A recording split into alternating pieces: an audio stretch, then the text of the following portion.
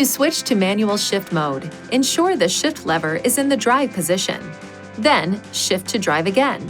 In manual shift mode, the shift range is displayed in the vehicle information display, while in manual shift mode, pull the right paddle shifter to shift up or the left paddle shifter to shift down.